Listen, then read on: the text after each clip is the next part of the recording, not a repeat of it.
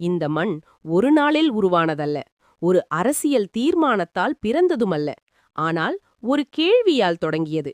இந்த நிலம் யாருடையது? கடல் அலைகள் இன்றும் ராமேஸ்வரம் கரையை தட்டும்போது அந்த அலைகளுக்குள் ஒரு ரகசியம் ஒளிந்திருக்கிறது.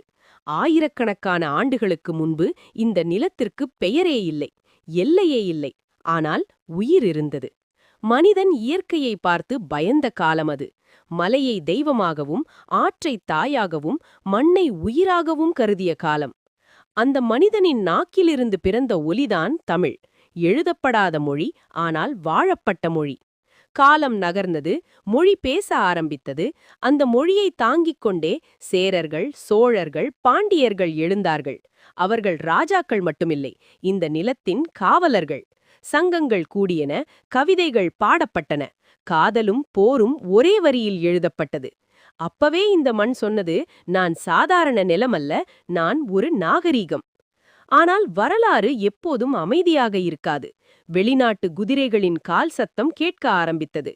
ஆட்சிகள் மாறின, அதிகார மொழிகள் மாறின. தமிழின் குரல் மெதுவாக அடக்கப்பட்டது.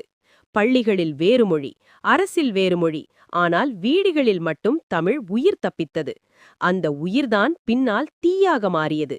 நம்ம மொழி நம்ம மண்ணில் ஏன் இரண்டாம் இடம் என்ற கேள்வி மெதுவாக கோஷமாக மாறியது. 1947 இந்தியா சுதந்திரமடைந்தது. ஆனால் அந்த சுதந்திரத்தில் தமிழுக்கு முழு விடுதலை கிடைக்கவில்லை. இந்த நிலம் இன்னும் மெட்ராஸ் மாநிலம் என்ற பெயரில் பல மொழிகளின் நிழலில் இருந்தது. அப்போ ஒரு மனிதன் எழுந்தான். அரசியல்வாதி இல்லை, ஆயுதமில்லை, ஆனால் தீர்மானம் இருந்தது. பொட்டி ஸ்ரீராமுலு உண்ணாவிரதம் தொடங்கினார். நாடு அதை முதலில் கவனிக்கவில்லை. ஆனால் அவரது உடல் மெதுவாக சோர்ந்தபோது இந்தியாவின் மனசு துடிக்க ஆரம்பித்தது. அவர் விழுந்த நாளில் ஒரு உடல் மட்டுமல்ல, ஒரு மௌனம் உடைந்தது. அதன் பிறகு நாடு உணர்ந்தது, மொழி என்பது உணர்வு, அதை அடக்க முடியாது. 1956 மொழி அடிப்படையில் மாநிலங்கள் உருவானது. தமிழ் பேசும் நிலங்கள் ஒன்றாக சேர்ந்தன. ஆனால் இன்னும் அந்த நிலத்துக்கு அதன் உண்மையான பெயர் இல்லை.